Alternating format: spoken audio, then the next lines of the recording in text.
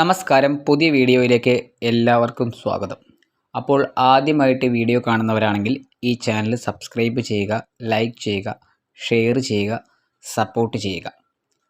PNC MAC അതുപോലെ തന്നെ LBS, AMCS FNCK തുടങ്ങിയ അലോട്ട്മെൻറ്റിൽ ധാരാളം വിദ്യാർത്ഥികൾക്ക് അഡ്മിഷൻ ലഭിക്കാത്തതുണ്ട് കേരളത്തിൽ.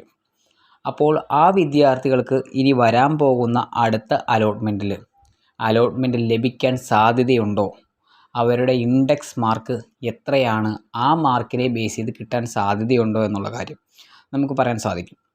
അതുപോലെ തന്നെ ഒരു കോളേജിൽ എത്ര സീറ്റാണ് അതിൻ്റെ കപ്പാസിറ്റി ഇൻടേക്ക് ഉള്ളത്, അതിൽ എത്ര സീറ്റാണ് LBSന് അലോക്കേഷൻ ഉള്ളത്, എത്ര സീറ്റാണ് PNC MACന് അലോക്കേഷൻ പോകുന്നത്, അല്ലെങ്കിൽ AMCS FNCKക്ക് അലോക്കേഷൻ പോകുന്നത്, അതിൽ ഓപ്പൺ മെറിറ്റ് എത്രയാണ്, കോമൺ മെറിറ്റ് എത്രയാണ്, ഇങ്ങനെ തുടങ്ങിയിരിക്കുന്ന ഇൻഫർമേഷൻസ് ഒരുപാട് പലർക്കും അറിയാത്തതുണ്ട്.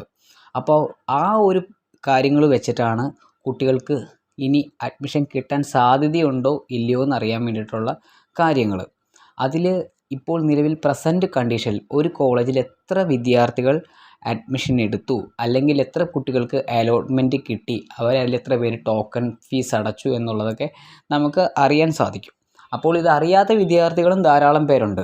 അപ്പോൾ കേരളത്തിൽ അഡ്മിഷൻ നോക്കുന്ന വിദ്യാർത്ഥികൾ അവരുടെ ഇൻഡെക്സ് മാർക്ക് വെച്ച് കേരളത്തിൽ വരാൻ പോകുന്ന അലോട്ട്മെൻറ്റിൽ കിട്ടാൻ സാധ്യതയുണ്ടോ എന്നറിയാനും, ഇനി അഥവാ അവർക്ക് സാധ്യതയില്ലെങ്കിൽ എന്താണ് ഓൾട്ടർനേറ്റീവ് സൊല്യൂഷൻ, അവർക്ക് BSc നഴ്സിംഗ് പഠിക്കാൻ ആവശ്യമായിട്ട് മറ്റൊരു മാർഗ്ഗങ്ങൾ എന്തൊക്കെയാണ്, അല്ലെങ്കിൽ കുറഞ്ഞ ഫീസിൽ എങ്ങനെയാണ് അഡ്മിഷൻ എടുക്കാൻ സാധിക്കുന്നത്, ഇങ്ങനെ തുടങ്ങിയിരിക്കുന്ന കാര്യങ്ങളെപ്പറ്റി കൂടുതൽ അറിയാനും താഴെ കാണുന്ന കോൺടാക്റ്റ് നമ്പറിൽ കോൺടാക്റ്റ് ചെയ്യുക.